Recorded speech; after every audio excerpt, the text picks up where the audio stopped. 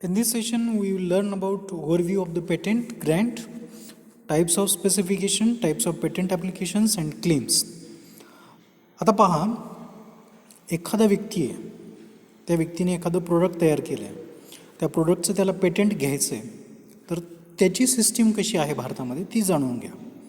First of all you must have the concept and तुमचा जर product if you have not yet prepared your complete product, in that case you can file the provisional application. This is the provisional application. If you have a complete product with all the details, then only you can go for the complete specification. After filing this provisional specification within 12 months, you have to submit complete details of that products to the patent office. Afterwards, within 18 months 18 महिन्याच्या आत तुमचं काय होतं की पब्लिकेशनमध्ये नाव येतं. Publication हे दर शुक्रवारी पेटंट ऑफिस हे पब्लिश करतं. जसं आपला सकाळचं न्यूजपेपर आहे ना की तो दररोज पब्लिश होतो, त्याप्रमाणे पेटंट ऑफिसचं एक जर्नल असतं ते पब्लिश होतं, तर त्यामध्ये तुमचं नाव येतं. when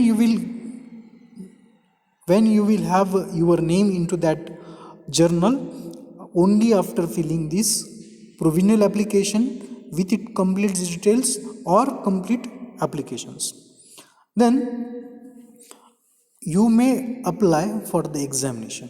म्हणजे त्या पेटंटचं तुम्ही अर्ज करू शकता, त्या पेटंटचा तपासणी होण्यासाठी किंवा एक्झामिनेशन होण्यासाठी. मग त्या ठिकाणी afterwards request for examination on form 18 तुम्हाला भरावा लागतो within 48 months from the date of priority. म्हणजे डेट ऑफ प्रायोरिटी म्हणजे काय, ज्या तारखेला तुम्ही तुमचा अर्ज पेटंट ऑफिसमध्ये पहिल्यांदा जमा केला आहे तेव्हापासनं 48 महिन्याच्या आत तुम्हाला अर्ज करावा लागतो एक्झामिनेशनसाठी. That means once you file your application, that date is called as priority date. From that priority date after the publication you have to apply for the examination. After examination it will be examined by the patent examiners and they will issue you FER, that is first examination report.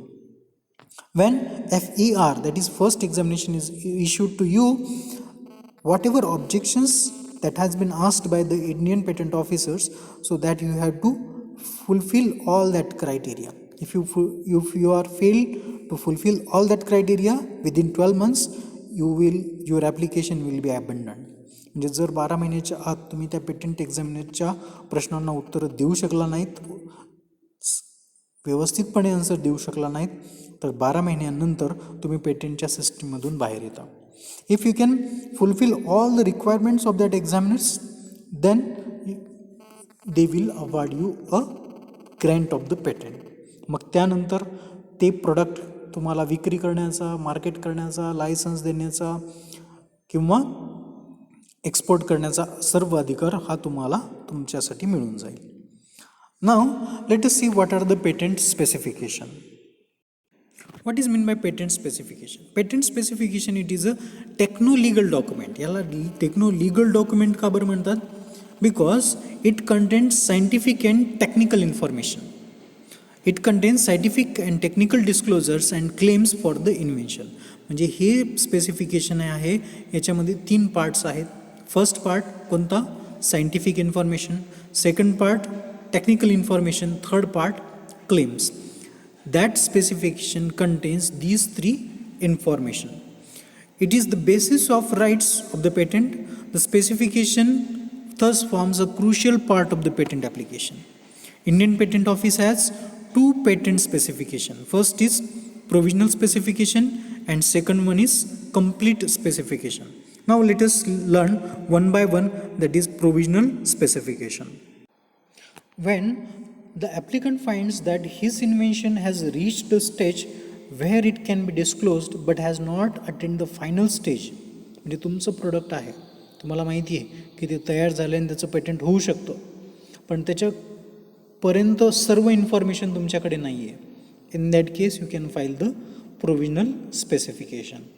Provisional specification, it secures the priority date for the application. म्हणजे Indian patent office system कशी आहे की जो पहिल्यांदा patent file करेल त्यालाच patent मिळतं. That's why you can secure your priority date. Priority date म्हणजे काय की ज्या तारखेला तुम्ही पेटंट ऑफिसला अर्ज दाखल केला त्या डेटला म्हणायचं priority date. An application filled with provisional specification is deemed to be abandoned if no complete specifications to be filed within 12 months. आता याचा अर्थ असा होतो की ज्यावेळी तुम्ही प्रोव्हिजनल स्पेसिफिकेशन हे पेटंट ऑफिसमध्ये सबमिट करता, सबमिट केल्यानंतर 12 महिन्याच्या आत तुम्हाला कंप्लीट स्पेसिफिकेशन द्यावी लागतात, अन्यथा तुमचं ॲप्लिकेशन हे रद्द होतं. If in the opinion of the controller 2 or more provisional specification filed by an applicant are cognate, or if one is modification of the other, he may allow the applicant to file one complete specification in respect of all such provisional specification. जर त्या patent exam कंट्रोलरला वाटलं की तुम्ही 2 पेटंटसाठी अर्ज केलेत आणि दोन्ही सारखेच आहेत किंवा एकाचं मॉडिफिकेशन म्हणजे दुसरं आहे, तर त्या केसमध्ये तुम्हाला फक्त सिंगलच एक कंप्लीट स्पेसिफिकेशन दाखल करण्यासाठी तो कंट्रोलर सांगू शकतात. After filing a complete specification the applicant may be request to the controller at any time before the grant of patent to cancel the provisional specification. याचा अर्थ काय होतो की तुम्हाला वाटलं की तुमचं पेटंट आता ग्रँट होणार आहे, त्याच्या आधीपर्यंत तुम्ही प्रोव्हिजनल स्पेसिफिकेशन रद्द करण्यासाठी अर्ज करू शकता. पण केव्हा? Only in that case when you have filed the complete specification. Now, what are the contents of provisional specification? Provisional specification is a techno-legal document. Techno-legal document का म्हणायचं त्याला? Because it contains scientific and technical information which describes the invention and it is followed by a complete specification. सुरुवातीला provisional specification असतं आणि नंतर complete specification असतं. Now what are the contents? A provisional specification shall essentially contain the title and description of the invention. तुमचं एखादं product आहे, त्या प्रोडक्टला तुम्हाला नाव द्यावं लागतं. उदाहरणार्थ आवर स्टुडंट प्रफुल्लने येते, ही इन्व्हेंटेड काफ पुलर. तो मशीन तयार केल्यानंतर त्यांनी एक त्याला विशिष्ट नाव दिलं, काफ पुलर. तसं नाव देणं तुम्हाला गरजेचं असतं आणि त्याचं डिस्क्रिप्शन देणं आवश्यक असतं. It is advisable not to include claims in the provisional specification. क्लेमचा पार्ट हा या प्रोव्हिजनल स्पेसिफिकेशनमध्ये येत नाही. म्हणजे क्लेम कसं लिहायचं आहे, त्याचे फीचर्स काय आहेत ते आपण पुढच्या सेशनमध्ये पाहणार आहोत. The description starts from the second page with the field of invention, background of the invention, object of the invention and statement of the invention. तुम्ही एखादं प्रोडक्ट तयार केलं, का केलं तयार, त्याचं इन्फॉर्मेशन काय, त्याचं बॅकग्राऊंड काय आहे, त्याचं पूर्ण स्टेटमेंट तुम्हाला प्रोव्हिजनल स्पेसिफिकेशनमध्ये फक्त द्यावं लागतं. It is advisable to include as much as information as the applicant has in the provisional specification at the time of filling. तुमच्याकडे जेवढी इन्फॉर्मेशन आहे तर तेवढी सर्व इन्फॉर्मेशन तुम्हाला प्रोव्हिजनल स्पेसिफिकेशनमध्ये द्यावी लागतात. आता what is important, it may be noted that provisional specification cannot be filled in the case of divisional, convention or PCT national phase application. म्हणजे डिव्हिजनल ॲप्लिकेशन जर असेल किंवा एकाच पेटंटचे तुम्हाला 2 भाग करायचे असतील किंवा दुसऱ्या देशामध्ये तुम्हाला रशियामध्ये किंवा जर्मनीमध्ये अर्ज करायचा असेल तर त्या केसमध्ये तुम्ही प्रोव्हिजनल स्पेसिफिकेशन सबमिट करू शकत नाही. Now let us discuss about complete specification. Complete specification it is a techno legal document which is fully and partially describes the invention and discloses the best method of performing the invention. यामध्ये काय complete स्पेसिफिकेशनमध्ये काय की हा फुल आणि पूर्ण व्यवस्थितपणे describe केलेलं जे स्पेसिफिकेशन असतं, म्हणजे ते प्रोडक्ट काय आहे, त्याचा उपयोग काय, त्याचे ऑब्जेक्टिव्ह काय, ते फंक्शन कसं करतो, या सर्व गोष्टी तुम्हाला माहीत असेल तर you can go for the complete specification. As a complete specification, it is an important document in the patent proceedings. It is advised that it should be drafted with utmost care. एकदम काळजीपूर्वक, त्यामध्ये काही confusion होणार नाही अशा प्रकारे ते लिहिलं जातं. It is mandatory on the part of the applicant to disclose fully and particularly various features constituting the invention. Disclosure of invention in a complete specification must be such that a person of average skill and average knowledge in India should be able to perform the invention based on what is disclosed in the specification. म्हणजे तुम्ही कोणी जरी ते specification वाचलं तर त्या प्रोडक्टची संपूर्ण माहिती त्या व्यक्तीला येईल अशा प्रकारे त्याचं ड्राफ्टिंग करणं गरजेचं असतं. Now, what are the contents? For example, one scientist, he developed such a watch which can be easily connected to the mobile. If consider this product, and based on that, you have to describe all the contents into that complete specification, fully and particularly describe the invention and its operation or use and method by which it is performed. He equipment आहे किंवा हे device आहे ते कसं function करतं, त्यामध्ये काय काय आहे, त्या सर्व गोष्टी तुम्हाला सांगायला लागतात. Disclose the best method of performing the invention which is known to the applicant for which he is entitled to claim the protection. यामध्ये कोणत्या कोणत्या गोष्टी बसवलेल्या आहेत, कोणत्या कोणत्या गोष्टी कोणी कॉपी करू नये म्हणून तुम्ही क्लेम करू शकता, त्या सर्व गोष्टी तुम्हाला त्या पेटेंट्स कंप्लीट स्पेसिफिकेशनमध्ये देणं गरजेचं असतं.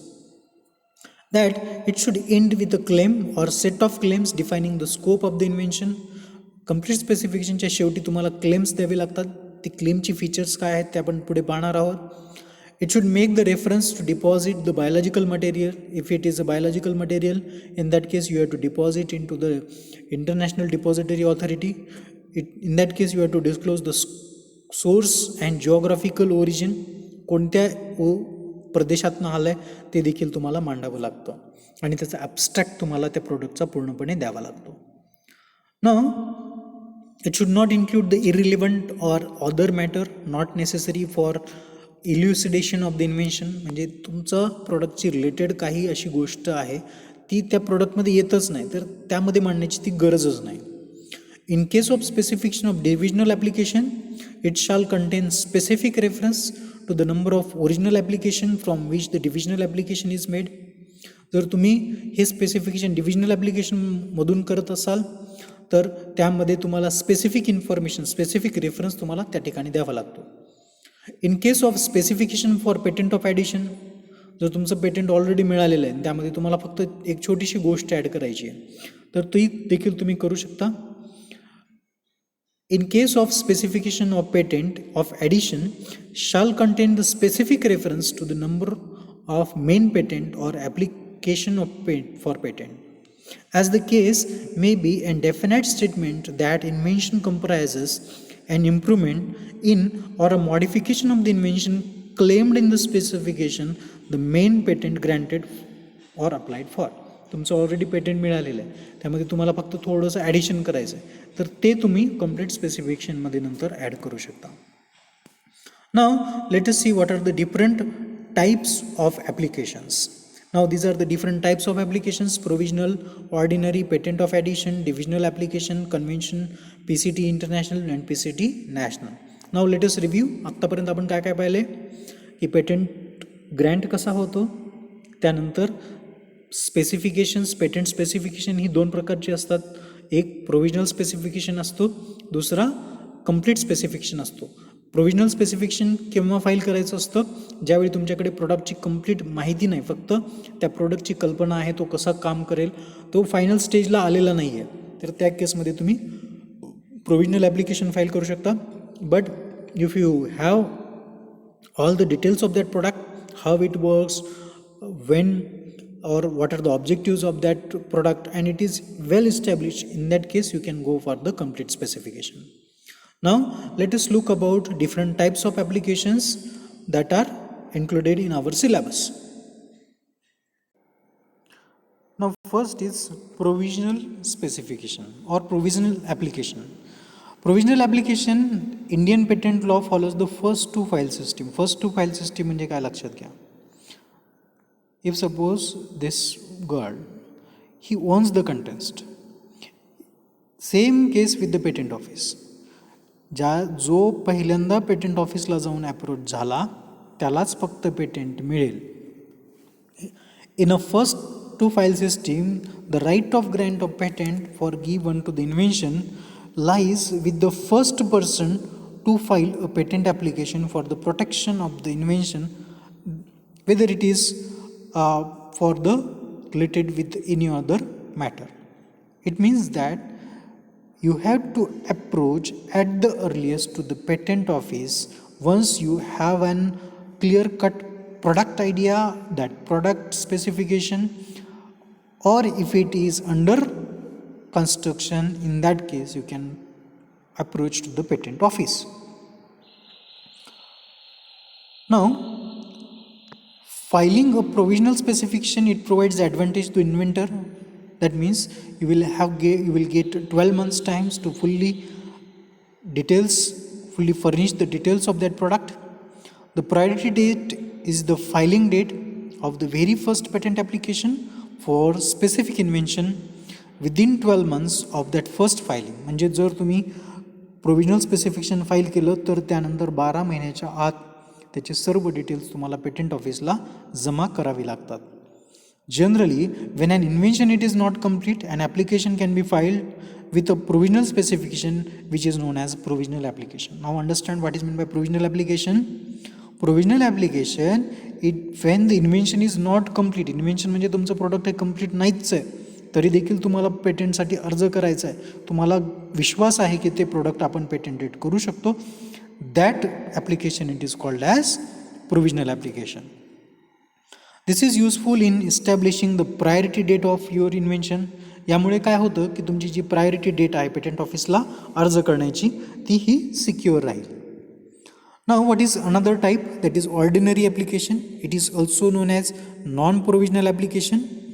An application for patent filed in Indian Patent Office of India. भारतामध्ये जो व्यक्ती पहिल्यांदाच पेटंट ऑफिसमध्ये जाऊन अर्ज करतोय त्या ॲप्लिकेशनला काय म्हणायचं, ऑर्डिनरी ॲप्लिकेशन. हे ॲप्लिकेशन संपूर्ण भारतासाठी लागू होईल. भारतातला कुठलाही व्यक्ती त्यासाठी क्लेम करू शकतो. And it has to be submitted to the patent office with all the complete details. That application it is called as ordinary application. Now another one that is a patent of addition. Patent of addition म्हणजे काय, addition म्हणजे काय, वाढवणे. When an invention is slight modification of the earlier invention, तुमचं patent already झालेलं आहे, त्यामध्ये तुम्हाला फक्त थोडीशी एक ॲडिशन सुचवायची आहे, तर त्या ॲप्लिकेशनला म्हणायचं patent of addition. One of the benefit of filing a patent of addition is that there is no need to pay separate renewal fee. ज्या पेटंट ऑफिसला तुम्हाला रिन्युअल फीज द्यावी लागते पेटंटला मेंटेन करण्यासाठी, ती देणं गरजेचं नाही for patent of addition. Now next one, that is the divisional application. Divisional application means what? It is filed to divide main invention into or more separate patent. एकच product आहे तर त्यामध्ये तुम्हाला दोन भाग करायचे आहेत की याचं पण पेटंट होऊ शकतं, या दुसऱ्या गोष्टीचं पण पेटंट होऊ शकतं, त्याला म्हणायचं divisional application. When an application claims more than one invention, एकापेक्षा जास्त इन्व्हेन्शन असतील एकाच प्रोडक्टमध्ये, तर त्याला म्हणायचं divisional application. The applicant on his own or to meet the official objection on the ground of clarity or distinct invention may divide the application and file 2 or more applications as the case may be. जर patent ऑफिसरला वाटलं, एक्झामिनरला वाटलं की हे product आहे, या प्रोडक्टचे 2 patent होऊ शकतात, मग त्या केसमध्ये काय करतं तर तुम्हाला पेटंट ऑफिस सजेस्ट करतं की तुम्ही 2 ॲप्लिकेशनसाठी अर्ज करा. That application it is called as divisional application. The priority date for all the provisional applications will be the same as that of main patent application. That it is called as anti-dating. Next one, that is our convention application. This is the most important one. What is meant by convention? What is meant by convention countries? Convention countries means who are mutually agree to filing of patent in both the countries. म्हणजे suppose England आहे, Germany आहे, जर्मनीमध्ये भारताचा माणूस जर्मनीमध्ये patent मिळवू शकतो किंवा जर्मनीचा व्यक्ती भारतामध्ये येऊन पेटंट मिळवू शकतो, याला म्हणायचं कन्व्हेन्शन कंट्रीज. मग ह्या कन्व्हेन्शन कंट्रीजमध्ये आपण कुठे पण ॲप्लिकेशन हे फाईल करू शकतो. Patent application in different jurisdiction for the same invention. वेगवेगळ्या देशामध्ये सेम इन्व्हेन्शनसाठी तुम्ही अर्ज करू शकता. That application it is called as convention application. And application for patent filed in patent office claiming a priority date based on the same or substantially similar application filed in one or more of the convention countries is known as convention application. आता इथे अर्थ कशाचं लक्षात घ्यायचं आहे आपल्याला? Convention application म्हणजे काय? कन्व्हेन्शन ॲप्लिकेशन म्हणजे काय की application for patent filed in Indian patent office, जो अर्ज भारताच्या इंडियन पेटंट ऑफिसमध्ये दाखल केलेला आहे त्याचा आधार घेऊन जर तुम्हाला सेम प्रोटेक्शन बाकीच्या कंट्रीजमध्ये घ्यायचं असेल तर that application it is non as convention application. In order to get convention status, an applicant should file application in the Indian Patent Office within 12 months from the date of first filing of similar application in convention countries. जर्मनीचा व्यक्ती आहे, 12 जानेवारी 2019ला त्यांनी अर्ज केलेला आहे जर्मनीमध्ये, तर त्याला 1 वर्षानंतर 1 वर्षाच्या आत आपल्या भारतामध्ये जर पेटंट ग्रँट करायचं असेल तर त्याला 12 महिन्याच्या आत ॲप्लिकेशन हे भारतामध्ये करावं लागतं. Now let us see what are the types of application that can be filled under this PCT application. PCT means what? Patent Cooperation Treaty. PCT, it is first signed in 1970. It has signed in 1970. It is a kind of treaty where it was signed in Washington. It became in operation in 1978.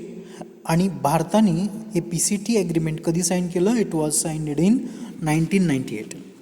PCT has been administered by WIPO, that is World Intellectual Property Right Organization.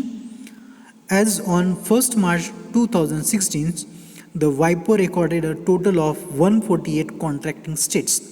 म्हणजे 148 देशांनी ही treaty मान्य केली आहे. मग ही treaty काय सांगते? That this PCT patent application has 2 phases, that is international phase and national phase. Now let us see what is national phase and international phase. First is PCT national phase application. PCT national phase application means what? Mostly this type of patent it is filed by the innovators from the foreign countries. आता जो अमेरिकेतला संशोधनकर्ता आहे त्याला भारतामध्ये patent सिस्टममध्ये यायचं असेल तर तो PCT नॅशनल फेजमधून येऊ शकतो. When you want to enter patent application in India through PCT route is called as PCT national phase application. What is the definition of PCT national phase application? When anyone want to enter in Indian patent system through PCT route, it's called as PCT national phase application. For example, you have filed your patent application in United States. अमेरिकेतल्या व्यक्तीने अमेरिकेमध्ये एखादं patent file केलं तर within 30 months you have to fill your patent application in India through PCT route. Now follow-up will be happen in India using PCT route. That application it is called as PCT national phase application, or it is also known as follow-up of PCT application. Then patent will be granted by India for Indian territory. मग त्या व्यक्तीला भारतामध्ये patent हे मिळून जाईल. When an international application is made according to PCT designating India, application can be filed national phase application in India within 30 months from the international filing date or priority date which is earlier one. तुम्हाला 30 महिन्याच्या आत भारतामध्ये अर्ज करावा लागतो. Now what is PCT international application? An application has to be filed in India as a receiving office under the Patent Cooperation Treaty. भारतामध्ये patent office आहे, त्या ऑफिसला काय म्हणायचं? Receiving office. तो स्थापन झालेला आहे under patent cooperation treaty.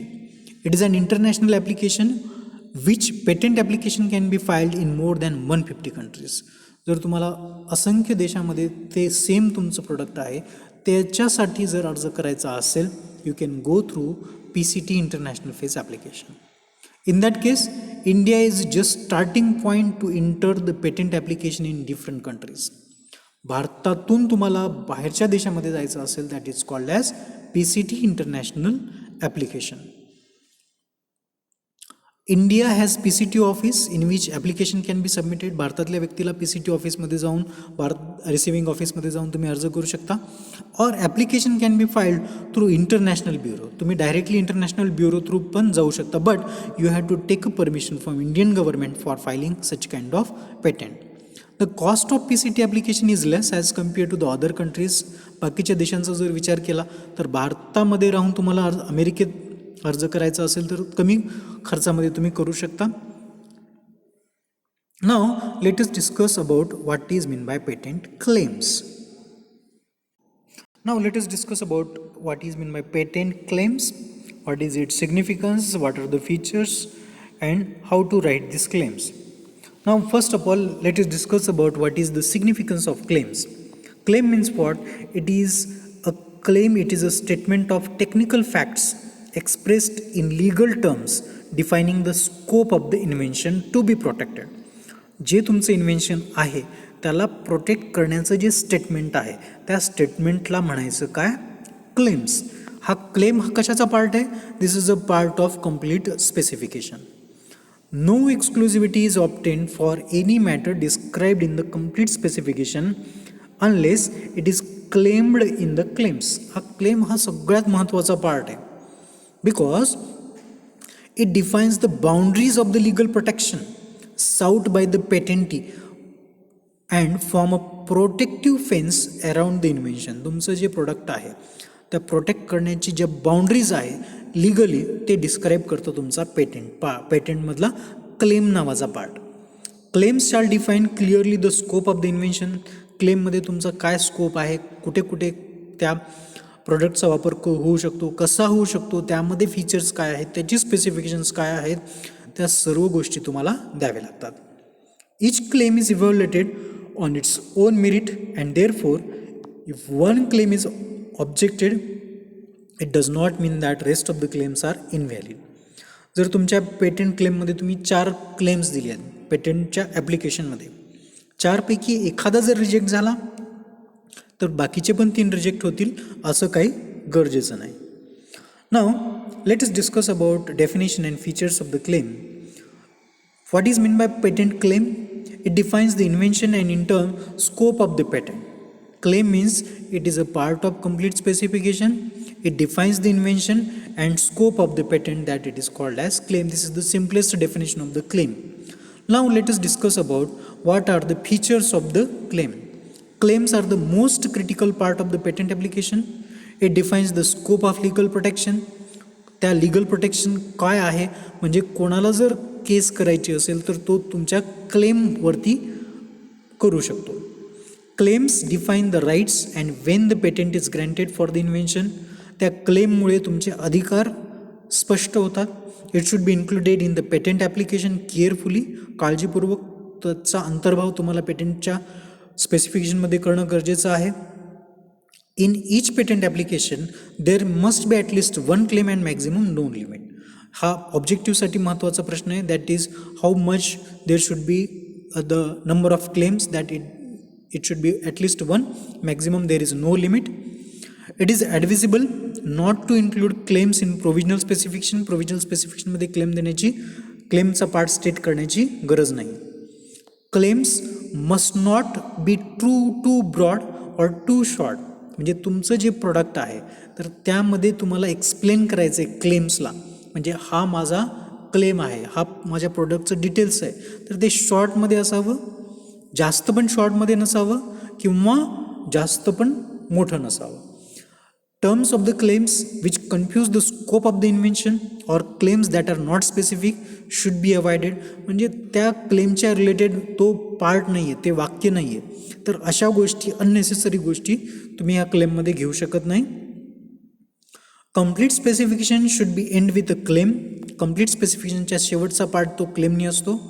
Generally त्याची फीस, जर तुमचं क्लेमचे पेजेस 30 आहेत किंवा 10 क्लेम्स आहेत, 30 पेजेसमध्ये एक्सप्लेन केलेले आहेत, तर तुम्हाला त्याची एक्स्ट्रा फीस द्यावी लागत नाही. पण तुमचे 10पेक्षा जास्त क्लेम्स आहेत आणि किंवा 30 पेजेसपेक्षा जास्त तुमचं डिस्क्रिप्शन आहे तर मात्र तुम्हाला वेगळी फीस त्यासाठी आकारली जाते. Now what is the structure of the claim? The description of invention in complete specification is to be followed by a statement of claims preceded by preamble I we claim as the case may be. मग त्यामध्ये तुम्हाला काय लिहावं लागतं? I claim as the case may be. मग खाली सर्व त्या गोष्टी तुम्हाला व्यवस्थितपणे मांडाव्या लागतात. त्याचं स्ट्रक्चर कसं असावं? Claim should start with a fresh page. प्रत्येक क्लेम हा वेगळ्या पेजवरती स्टार्ट व्हावा. After detail description of the invention, तुमचं जे प्रोडक्ट आहे त्याचं पूर्णपणे डिस्क्रिप्शन त्यामध्ये यावं. त्यामध्ये सिरियली नंबरिंग असावं, 1 2 3 4 5 6 अशा प्रकारे. Each claim should be in a single sentence. एक क्लेम तुम्हाला एक्सप्लेन करायचा असेल, त्याचं टायटल तुम्हाला एका वाक्यामध्ये द्यावं लागतं. Each claim should be clear and succinct, म्हणजे तो जो वाक्य आहे ते एकदम क्लिअर कट असावं. The claim should be relate to a single invention, तो क्लेम एका इन्व्हेन्शनशी रिलेटेड असावा. There is no restriction as to number of claims. जास्तीत जास्त किती क्लेम्स असावे त्याला काही रिस्ट्रिक्शन नाही, फक्त तुम्हाला त्याची वेगळी फीस द्यावी लागते. Each claim should B fairly based on matter disclosed in the specification. तो क्लेम तुमचा कंप्लीट स्पेसिफिकेशनमध्ये तुम्हाला कंप्लीट त्याचे डिटेल्स द्यावे लागतात. The claim must be fully supported by the description. प्रत्येक क्लेमचं डिस्क्रिप्शन तुम्हाला व्यवस्थितपणे मांडावं लागतं. Any term which is used in the claim must be either found in the description or fairly informed from the description.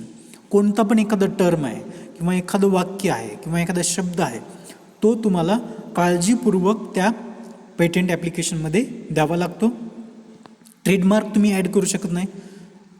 A claim usually consist of 3 parts. त्या क्लेमचे 3 part असतात: preamble, transition phase आणि body. Preamble म्हणजे काय? An introductory phase or preamble, it identifies the category of the invention and sometimes the purpose. For example, a machine for waxing paper. अशा प्रकारे त्याचं description तुमचं start करावं लागतं. किंवा तुम्ही गाईशी रिलेटेड दिलेलं असेल, a machine which is used for cow, अशा प्रकारे त्याचं स्टार्ट करावं लागतं. And composting of fertilising soil, अशा प्रकारची वाक्य तुम्हाला तिथे वापरावी लागतात. ट्रान्झिशन फेज म्हणजे काय? May be the words or phrases such as comprising. त्या मशीनमध्ये काय काय आहे त्या गोष्टी तुम्हाला व्हॉट इट कन्सिस्ट ऑफ त्या ठिकाणी त्या क्लेममध्ये तुम्हाला द्यावी लागतात. त्यानंतर the first claim is always and independent claim. जो त्यातला पहिला क्लेम आहे तो त्या क्लेमला म्हटलं जातं independent claim, or it is also known as principal claim.